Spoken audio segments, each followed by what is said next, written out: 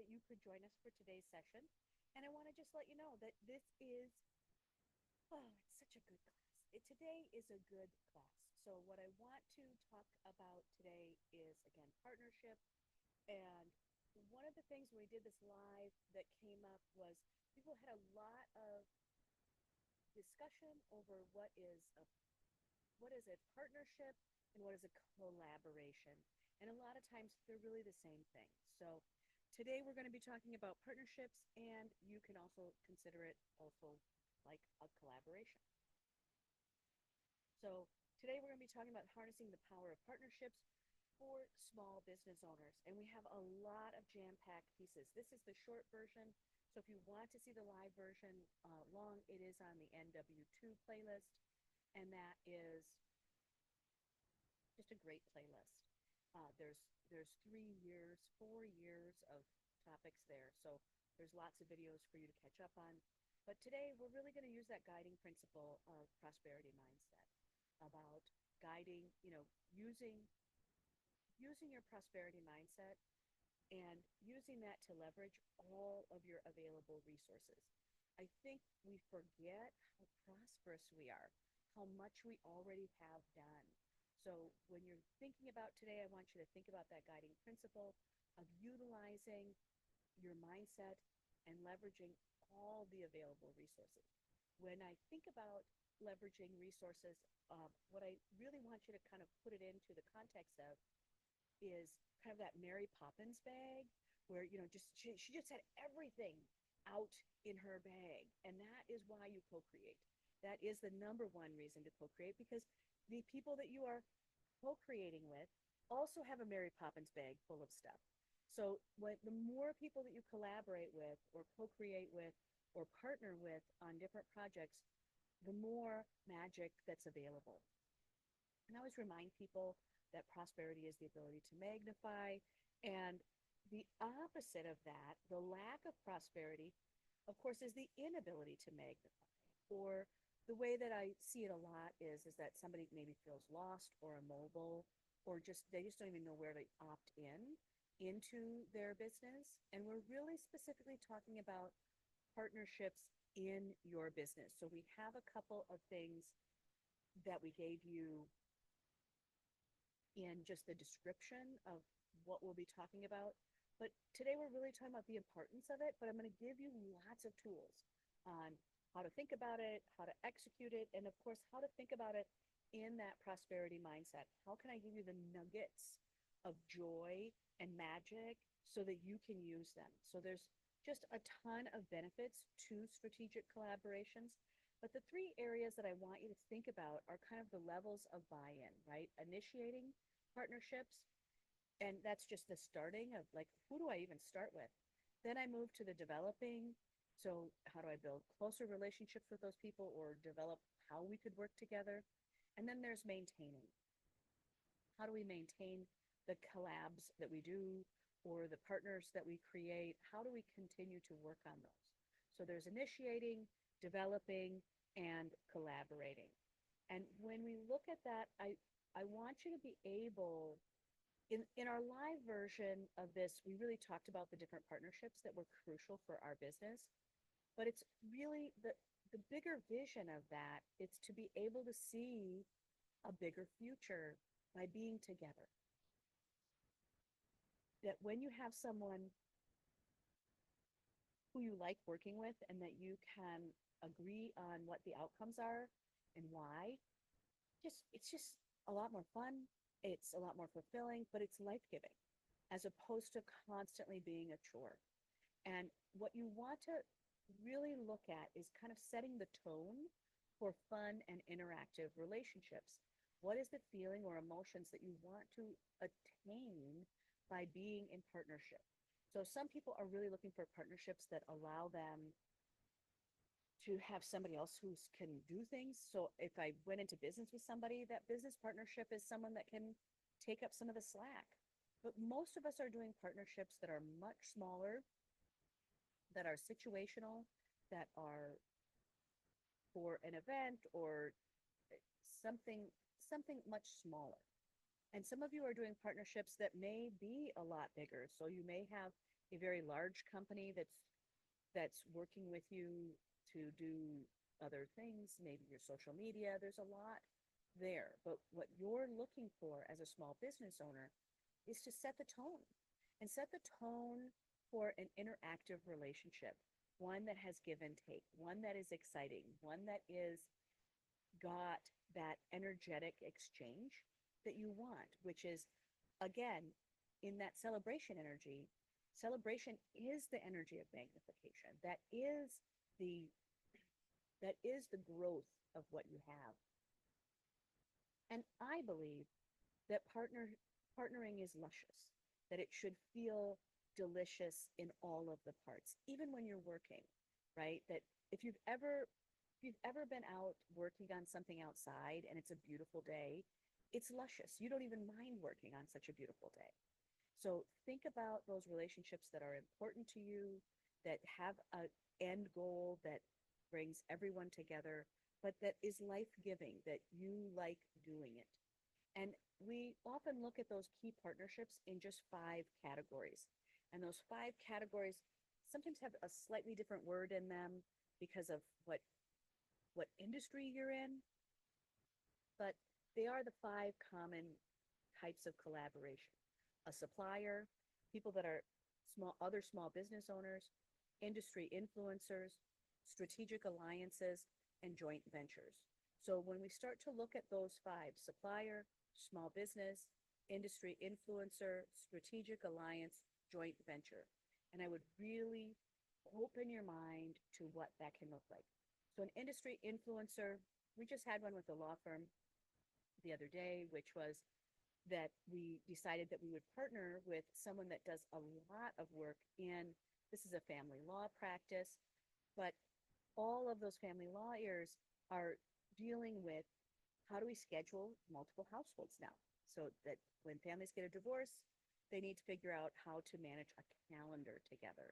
So we went through the industry that the influencer in every law firms that's doing family divorce is a calendar schedule that works for all parents, and all parents who are managing children for visitation or multiple things or responsibilities.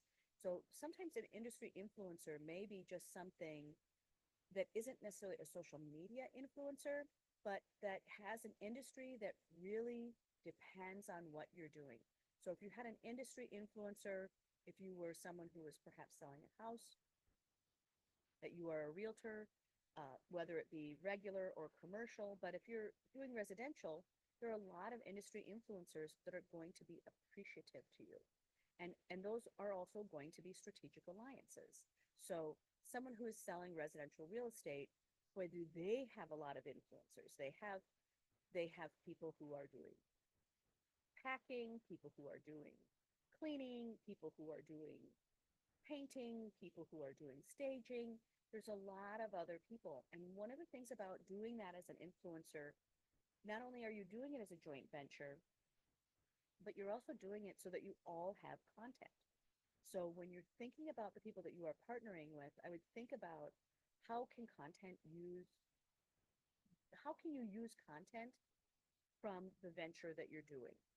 And how is it that those individuals or those businesses or those areas affirm what you're doing? So think about industry influencers a little bit broader and look at those strategic alliances. When I think about strategic alliances, sometimes it's the placement of something. So a strategic alliance might be that I'm going to do an event in the area that I like to do business in, but I don't necessarily have a store there. A strategic alliance for one of our clients here at the firm is the state fair. I live in Minnesota, so this is the largest state fair anywhere in the United States. So they are building an alliance with the state fair so that they could sell T-shirts, and they sell thousands of T-shirts in just 11 days. But because they put that strategic alliance in at the end of summer, they walk into fourth quarter with a pile of money for their brick and mortar store. So there's sometimes I want you to really be open to to how you view partnerships and collaboration. And so think about those five big ones. And joint ventures are really where you and I are both doing the same amount of work and we're kind of coming in. So sometimes a joint venture is what we would consider a true collaboration, right? That might be that you're building a product together, that you are creating something new. There's so many opportunities. Remember, I'm always coming from that standpoint of the prosperity business model. Remember, I wrote the prosperity business model, which has the three E's. That's economy, efficiency, and environment. And so when we look at those three, know that that's always the point of view that I am looking for. And prosperity business model, the reason that it is so successful that we use it on all 40 of the brands that we are working with right now. The reason it is so successful is because it builds sustainability. And having sustainability in partnerships is a big deal. So I often give people kind of my steps to success, which are just this 5-point game plan. One, mindset matters. That embracing a prosperity business model or a prosperity concept is really important. Working with people who have a growth mindset, really helpful. The other, number two, is what are the details? And if you are watching this on YouTube, you're going to be seeing it as a giant percentage point, right? What are the details? You've got to put down the details. Make a clear outcome that's measurable. You need to assign roles to each of the collaborators. You really have to get those concepts together. So you want to work out the details. Then you want to work out on execution and timelines. Who's doing what when? And so this is a shortened version. So if you want kind of the longer details on some of these, you can listen to this in the longer version. So number 4 out of the top 5 is purpose and values to each brand. You really want to think about why are we doing this? And just to let you know, because it's fun, or because it's interesting, or because I have a little creative obsession is enough of a reason. It is enough of a reason. And sometimes I'm going to do something just to see if it works. Sometimes I'm going to do something because it's going to support the values of my brand. So it isn't necessarily that I need someone to work on this project for me to make my business great, but my brand may have views about working in the community. So I'll do that and see how it supports my community. So there are many ways that people will partner or collaborate together. But again, I'm going to really talk a lot about those business values and that prosperity mindset. How do you do that in your business from a prosperity set? Number 5 is the emotional advantages. So in those emotional advantages, sometimes it is just that it's playful and fun, but sometimes it's that you're going to learn something new. Sometimes it is trying something out before you actually take on more risk than you're comfortable with. Sometimes it's just seeing if your customers will relate to that. So I'll give you an example from one of the businesses that we worked with. Is we wanted to just see if their brick and mortar clientele would buy something that was a boxed set that was for a specific type of sale. So a baby gift, or a boxed set that is a baby gift, a new home purchase, or just an average gift because they were a gift store. And so that right there, right, gave them just the idea of, oh, okay, is there an advantage to doing something? So the top 5 are the emotional advantages. And sometimes the emotional advantage to collaboration is to go, I think I'll feel better. I think that this will give me safety. I think I like having another person work with it. You want to think about what is the emotional advantage of that collaboration. And I use collaboration and partnership really hand in hand because they are that. They are the same thing. So when we talk about prosperity, concepts because that's always the point of view I'm coming from. Because not only did I write the prosperity business model, but I practice it. And we've made a ton of money doing that. We've helped many people in every situation thrive because when you think about things differently, they come out differently. So when you think about prosperity and partnership, it's always the magnification of values.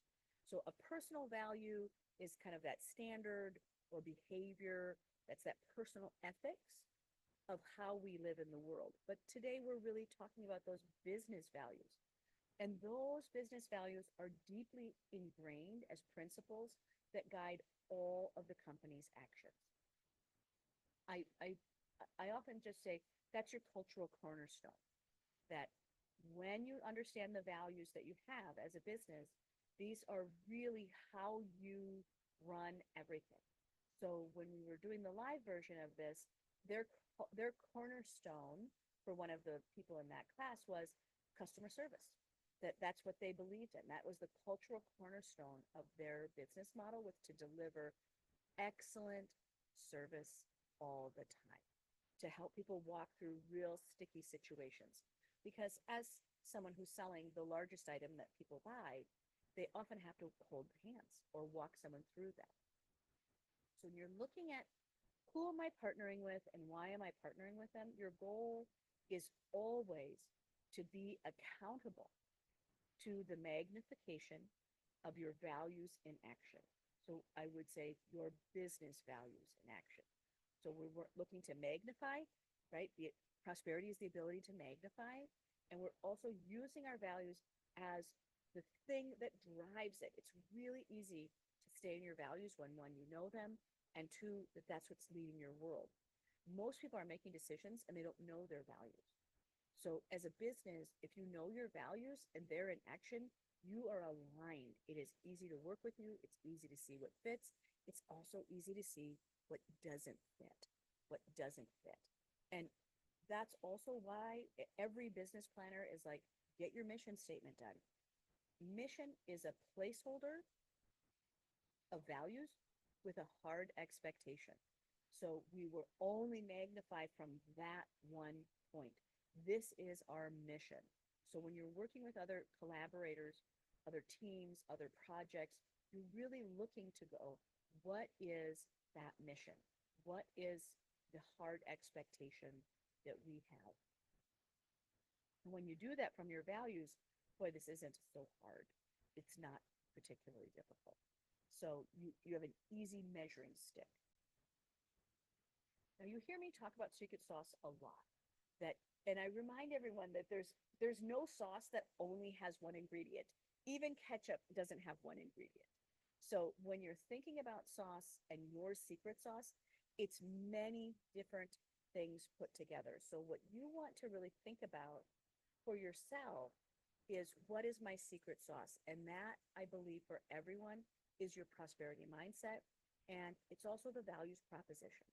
So when you think about your values proposition in those partnerships and collaboration, it's really, right, is this good or bad in general? Is this good for me? Is this good for the world? Is this good in comparison? Is this good in my values?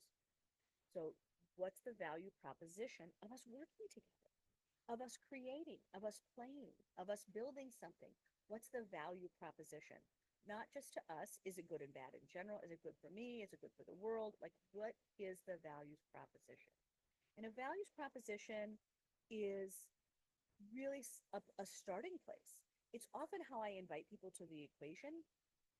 So I had something last year that I did called Cool Person Lunch. So I gave my values proposition, which is your brand needs to have lots more people coming in the front door, and you need to have new clients, and you need to have people that know your business. Let's just have lunches. And people can bring their own lunch, so you don't have to deal with the food, but get new people coming in your door. And that is what I mean when I go, look, you've got to figure out what the values proposition is. And a lot of times it's at the very front that I'm like, look, this costs your company nothing. You don't even have to feed the people. You just have to open up your conference room. what a values proposition. It uses almost nothing out of your marketing budget, but it gives you all of these other really valuable outcomes. And so when you think about the values proposition and your launch plan, think about, again, all of the steps. It's not just, hey, let's do this thing. It is, here's what has to be done in what order. You're really looking for a launch plan as an SOP. And that is S as in Sam, O as in odd, and P as in plan. So standard operating procedure. So when you look at an SOP, it is a standard operating procedure.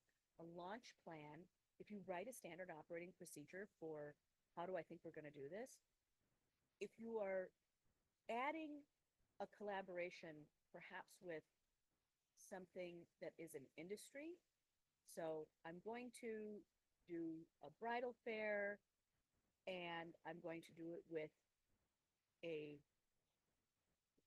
let's say, two other partners. So I'm going to do one with as a realtor, and then I'm going to use it as a mortgage banker. So when you are looking at that, if one or the others of those isn't available, you have a standard operating procedure. So now you can bring that launch plan to someone else to say, hey, here's what we're thinking. We are doing a bridal fair. It's going to see 10,000 people in the door that you'll be able to talk to. We have about 1,700 people visit the booth, that this is the opportunity. So if it's something that you're doing all of the time, you want to bring in other collaborators, give them in that standard operating procedure, what's the expectation? What's the value proposition? What are you doing? How is it that you can have fun with me to do this? So sometimes it's just that this is a good fit. Sometimes it's this is a good name to get out. And this is a very low cost item. So think about what the values proposition is. And for many people, a younger person starting their life needs everything. They need a lawyer, they need a doctor, they need daycare, they need everything. They're starting their lives. They're starting apartment hunting, they're starting everything. They're starting everything. And they don't know it all. So that demographic is particularly delightful to have interface with when they're not your age. So think about what the values proposition is. Think about your launch plan. Think about how you can have somebody else be in that launch with you or without you.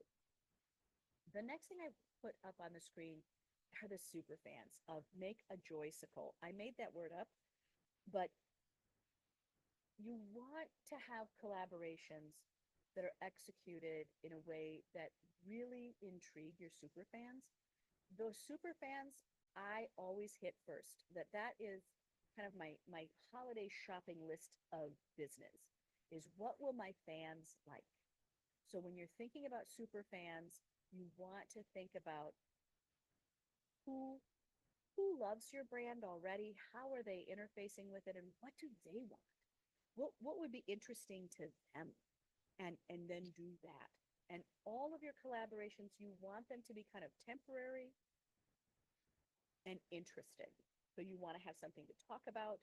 You want to have something that has a little bit of rush to it so that we're not, if it doesn't work, you're done, right? It's temporary. So you can take more risk. But you're really looking for collaborations that are temporary and interesting. So I'm not looking to say, let's partner for the rest of our life. I'm saying, let's partner on this one thing. And this one thing has a timeline.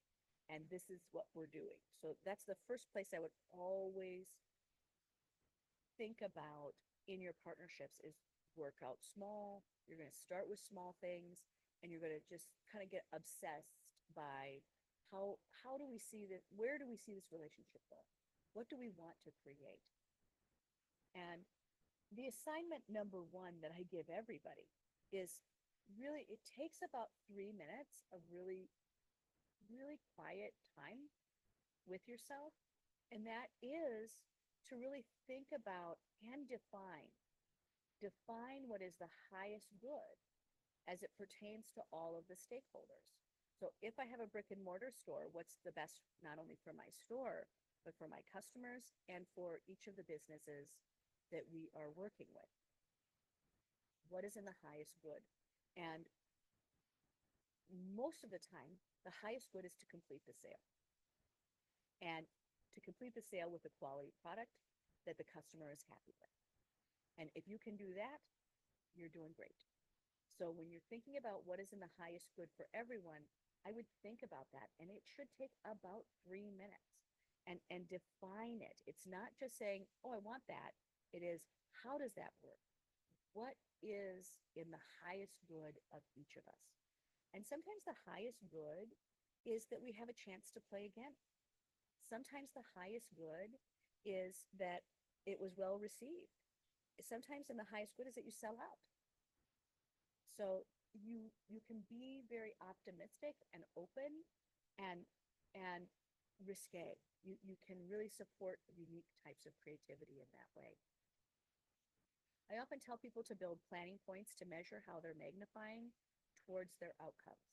So that's a working tip for you, that you want those planning points to go, here's how we know we are on track. So the example I gave in class, so I live in Minnesota.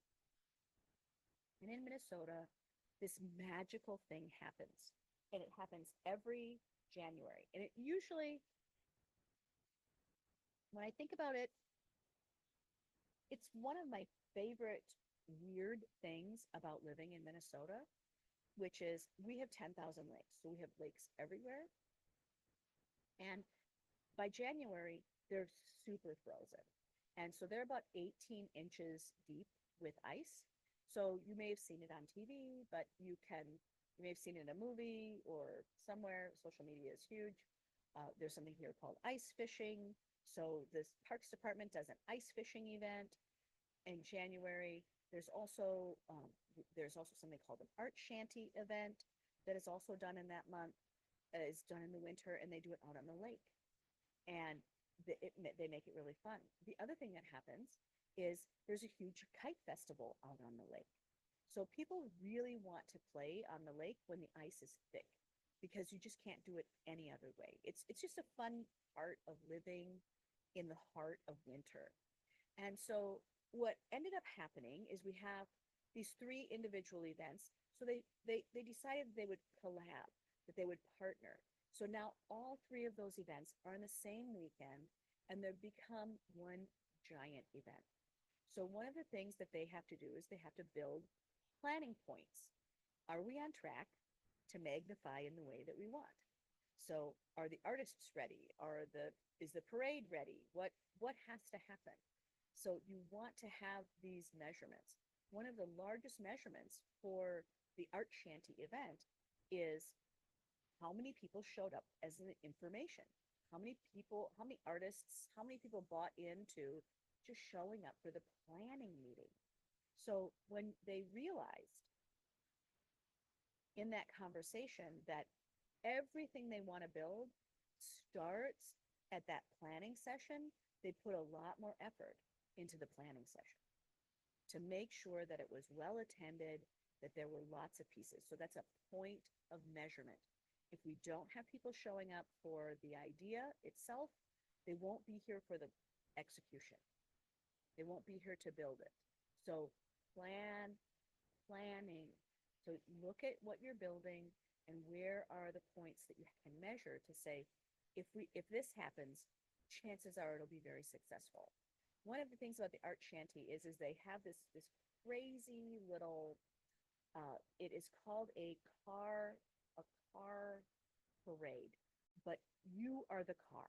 So you actually have to wear your car. So you make these little art cars that you wear, like they're made out of, people make them out of cardboard, and they put them over them, and they are the car, and they have a little parade. It's just something that's dorky and wonderful. And they have a theme every year, and people go out of their way to make these cars. And there's every age group, people from all over come.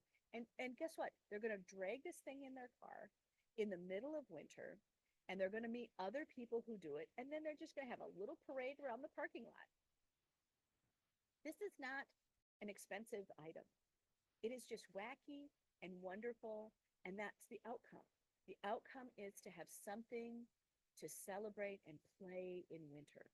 So when we look at the lake itself, that's Bade Muska is the name of the lake, and it has this beautiful shelter, and they have a lot of events there because they want people to enjoy nature. And getting people to come outside and play outside in winter gets harder and harder. So having something that's fun, that shows that the parks are available all year round, really gets people attached to the park, and they want people to have, again, that celebration energy. Oh, I had such a great time there. Because celebration energy is prosperous. So when you think about your working tip, it is think about the planning points, think about how you're magnifying towards your outcome. The other thing I remind people about is that happy thoughts do not build a bank account. They just thinking about it doesn't put money in your bank account. You have to put what I would lovingly refer to as, you know, you have to put the brush to the canvas, that you have to put paint on that brush and you have to put that brush onto the canvas. So when you're looking at what you're doing, you really have to get into it. Thinking about a partnership isn't the same as doing one. So I remind people, happy thoughts do not do that. An interesting kind of way to twist it, to turn your concept around collaboration, is it I love storytelling opportunities. So when we look at collaboration, it is a way to build a story of expansion for the business. So this is also a time to look at things that wouldn't normally be here.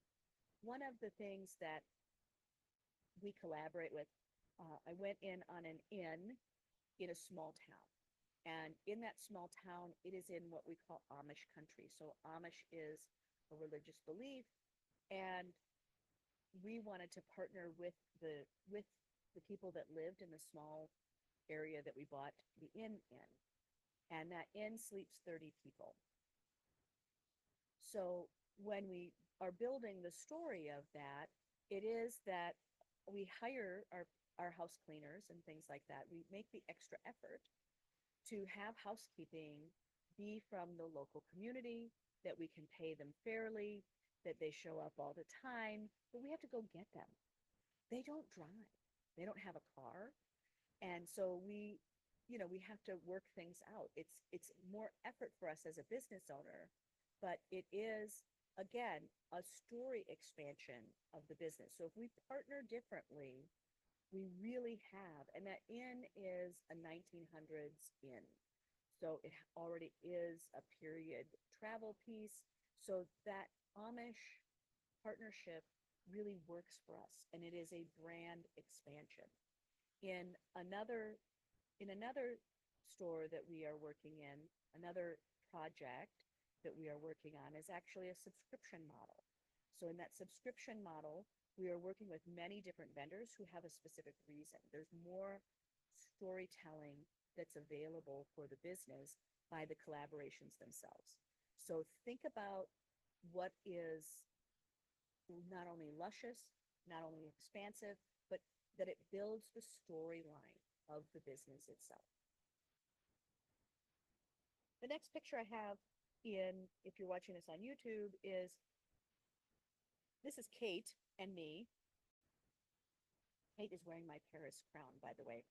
And Kate is a photographer and an artist and a mom and so forth. But we were actually we were invited to the same experience, which was, this is with another photographer. And the lesson is build with trust. So the more you build with people, the more trust you have to be able to work when things are going well and when they're not going well. So you can take on another piece of trust. And when things go poorly, you really learn a lot about somebody. And when things go well, you also learn a lot about someone. And so when you want to think about building with trust, you want to give yourself lots of opportunities to be in trust with someone, because trust goes back to that Southern conversation of slow is smooth and smooth is fast. And that you can put the word trust in. Slow is smooth and smooth is trust. Slow builds trust and trust builds fast ability to work. So it's the same concept. So you want to build with trust. So Kate and I were both invited to come to a photography moment with our other friend who we trust as well. Kate was actually the star. She was the best because she was also very good at the task, which was that we were going to be photographing underwater. So we had to hold our breath and kind of have a mermaid shoot, and it was incredible. It's incredibly difficult. It is time consuming, and we all got to learn a lot that day. But we got to also learn how we could fail and how we could do well together. So building with trust.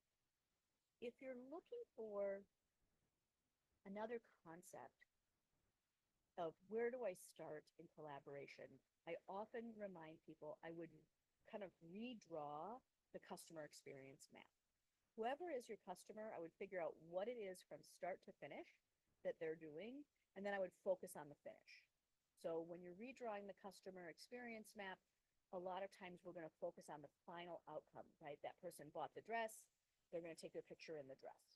When you are looking for reviews online, you're really looking at the final end portion of the customer experience map. How did it work out for them?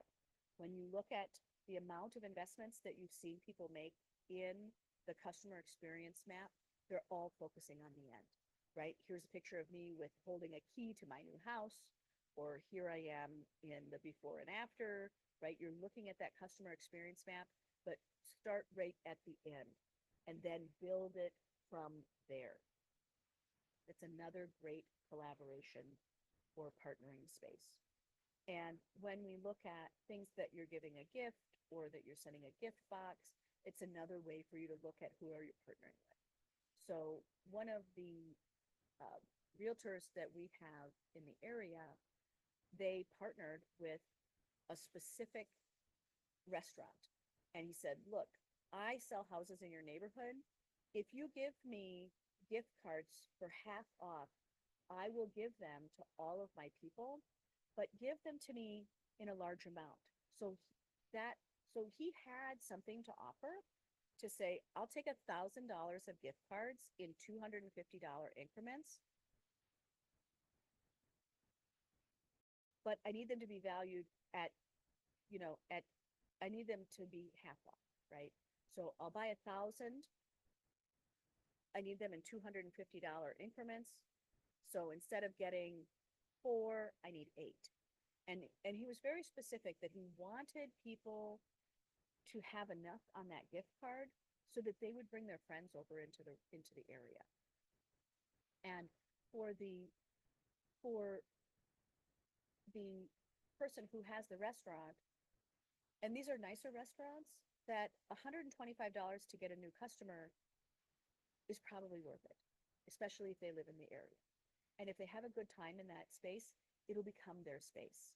But they will forever be indebted to being able to have a free, wonderful meal that were gifted, and to have this experience. Oh, our realtor gave us this. Isn't this fun? So it's looking at the ways that you can be really intrigued on the customer experience map. And that's a sale that really has benefit to everyone. It has a benefit to the realtor, it has a benefit to the person who bought the house, but it has a benefit to the neighborhood. So, but they didn't ask for something for free. They really said, look, here, can we split it?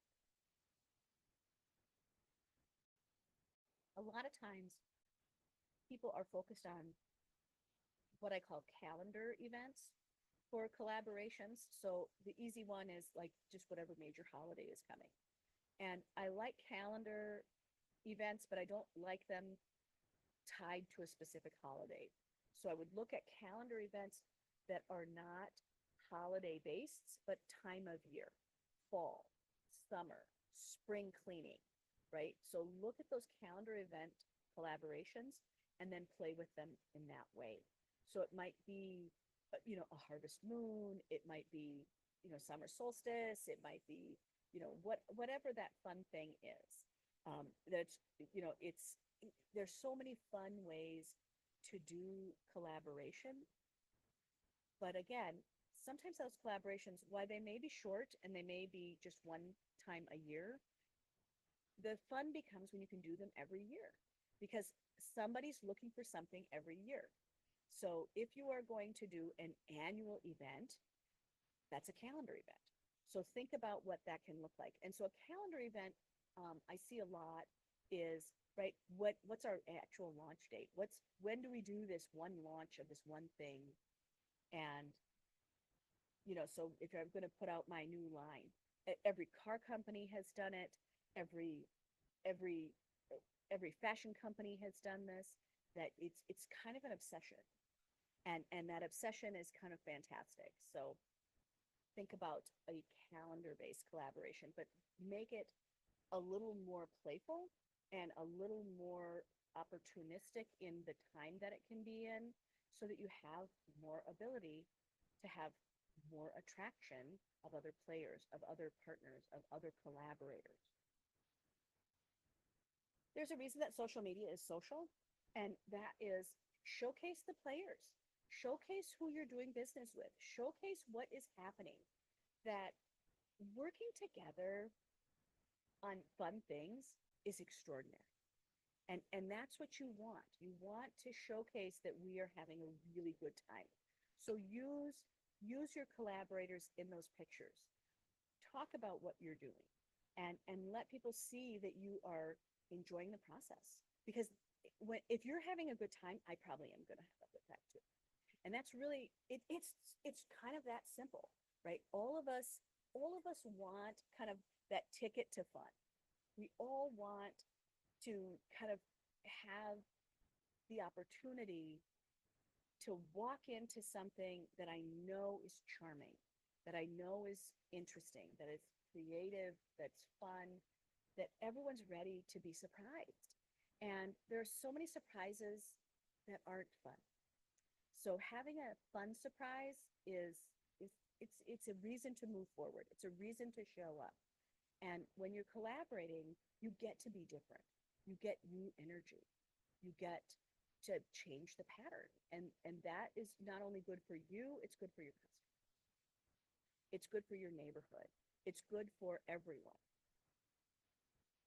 One of the last tips I have for you on secret sauce is right taking risks that you can recover easily from. So I'm not saying always take small risks, but I am taking the road of take risks that you can recover from. So printing off 1,000 of something, if you don't know if you can sell one, that's not necessarily a risk that you want to take advantage of.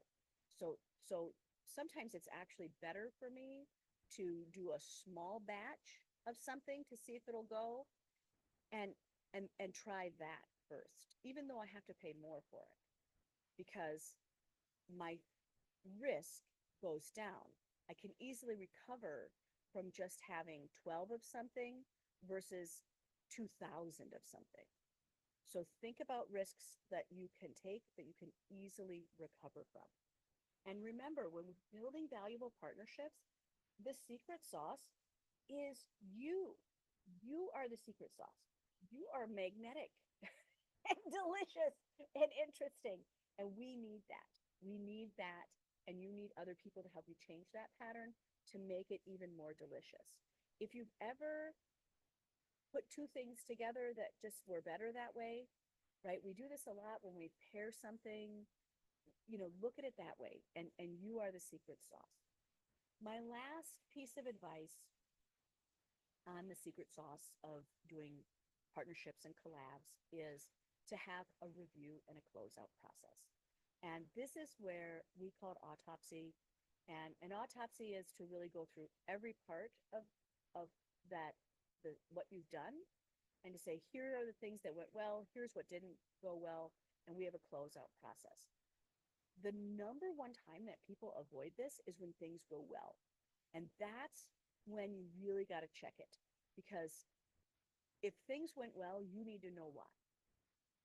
But people go, oh gosh, that was so great. I can't wait till we do it again. No, let's find out why it went well. Let's find out what happened that worked. And you have to have a review and a closeout process. So when you're looking at your standing or operating procedure, you really need to figure out, how do you check in at the end? How do you close it out? And I always remind people, the slide I put up is, in the land of the blind, the one-eyed man is king, right? That you don't have to be a genius to make the most of an opportunity. You don't have to be a super smart person. You can just be a highly tuned person. You can be lucky. You can be smart. You can be the only person in paradise with that item. So you don't have to be a genius to make the most of an opportunity, but you've got to make the most of the opportunity. We had an art show the other day, and it was on a busy street, and everyone was inside, and not a single person was walking in off the street. I said, we need to take this party outside. So I have these magic dancing fans, and that is, you heard that right. They're dancing fans. So they're giant fans that are kind of like, they have, um, well, you can look up dancing fan, but they are really noticeable when they move through the air. So we have these giant dancing fans, and I'm like, let me bring the dancing fans outside, and let's a whole bunch of us stand outside, because people will want to know what we're doing. It looks exciting. And suddenly people started coming in, but they needed to know that there was something interesting inside. And the door being closed and all of us inside was not enough.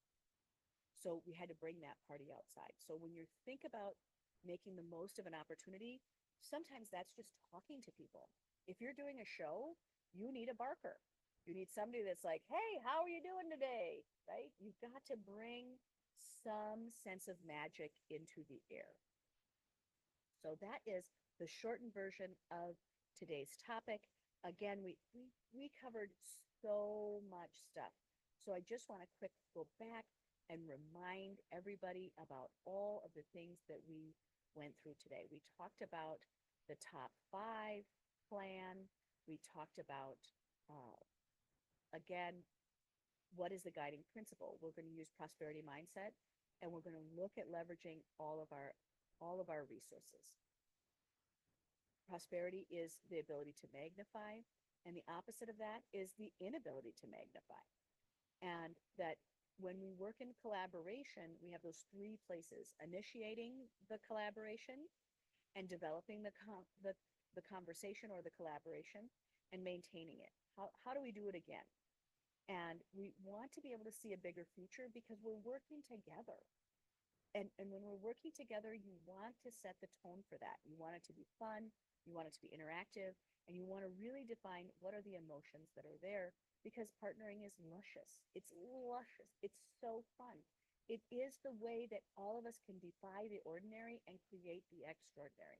If you feel that your product lineup isn't extraordinary, then look at who you can partner with, right? How do I take what's ordinary and make it fabulous?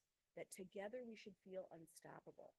And when we look at those, you have those 5 key partnerships: supplier, small business owners, so other small businesses, industry influencers, strategic alliances, joint ventures. When we were doing something with the inn, we did the strategic alliance that somebody had put all these small businesses together to say, let's why don't you give us something from your business, and we'll plan a weekend getaway in this small town area that's really only for people who are tourism. Tourism is their largest dollar. Let's bring new tourists here, and let's do that in this way. And so we, as the inn, gave away, a free stay. And those people, when I talked to them, they were so genuinely happy. They didn't know they could enjoy themselves so much. They wouldn't have come had they not been doing it for a charity. But because it was all this stuff, they're like, yeah, we're doing it. And then they took 2 more friends. So for us, we got 4 new people to come stay at our inn.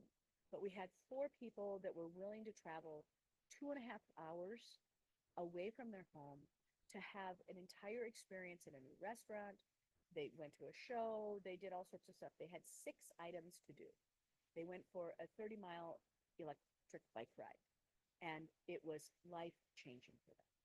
So when you're thinking about collaboration and how do you work this out, there's so many great outcomes. So be excited about it, be creative, put things together. And remember, we talked about that 5-step plan. One, work with people that have a mindset that is like yours, that is open and thoughtful and willing to be creative, and then work out the details so that you can be together. You have to have a clear outcome. You want to really put together those standard operating procedures. You want to look at execution and timelines. The picture that I show when we're up in class is there's me with somebody that one of the businesses that we serve, who has an animal chiropractic firm. We have an annual date for this one specific donut. So we know that once a year we're going to this place for our meeting to get this donut, because we always meet in the morning. So think about your execution and timelines. Think about the purpose and the values for each of the brands, and then the emotional advantages. Oh, it's going to feel so good to play together. Oh, it's going to be so good to have this outcome. So think about the emotional advantages. When we're looking at prosperity concept, again, it's the magnification of those values. We talked about personal values. Where I really want you to remember that is in your business values. This is a business conversation. So business values are those things that are those cultural cornerstones, and you want to be clear on that, because that's how your business is going to grow. Your brand is still your brand. You don't have to stop being that cornerstone of who you are to be able to work with someone else in a different way. If you've ever seen old and new put together, they're fashionable. So think about that. Your goal is always to be accountable to being able to magnify or to prosper from that point of your values in action. Your values in action. And that's why you have to do that kind of mission statement for your group for working together, right? That's the placeholder with a hard expectation. And then we talked about secret sauce. That secret sauce has a lot of ingredients in it, not just one, but you start with your values proposition, then we go to a launch plan, and then we go to the joysicle. Then we start working with our super fans. Go right to those super fans, build things that are temporary and interesting, and really, really at the beginning of the process, assignment number 1 is define the highest good as it pertains to all of the stakeholders. This is actually 3 minutes. I have seen it be 7 minutes, but not much more. It doesn't take that long. Then look at your planning points. That the secret sauce in moving quickly is, again, slow is smooth, smooth is fast. And when we start looking at that, it's really looking at how do we measure how we get to the outcome. And we really have to put those thoughts into our canvas. We have to put the paint to the brush, and then the brush to the canvas, because happy thoughts don't build a bank account, work does. You have to be able to do that. Then I took a breath and reminded you that the types of partnerships that you build are going to change the pattern of how you get to tell a story. So think about those story expansion options. What makes your business work? What makes it great? What are the interesting things that you can add into there? I love things that build the story for the business. Building with trust. We talked about trust. Slow is smooth, smooth is fast. But again, when you put trust in there, it's the same thing. Slow builds trust, and trust builds fast. So when you are looking at that, you can also put in excitement. You can also put in some other things, but accountability, right? Slow, accountable, builds fast. So you want to think about how to build trust, and trust is also accountability. Redrawing your customer map, focus on the end of that map. Focus on the types of things you can put at the very end, the outcomes. Those are the first places to showcase. What did your customer experience that's positive? We are all addicted to reviews. That's all that is. It's the end experience. We also talked about calendar events, those kinds of collabs, showcasing the players. Have a good time. Talk about what you're doing. Use your social media. And then the last two things really are about taking risks that you can recover from and remembering that you are the secret sauce and that you have to have a closeout process. That closeout process is everything. And that closeout process often gets avoided because people did well. And that's the last time that you want to do that. You want to make sure that you understand why something was there and why it was successful, because it could have just been the day. And so you want to have a review and a closeout process each time. Well, thank you so much for being with me today. Thank you for taking the time and for enjoying our class today. Of course, I always prefer to see you live, but if I can't see you live, I'm super glad to see you here today. So thanks so much for being here. Thanks for all that you do, and we are happy to see you, and we'll see you again soon. All right, have a great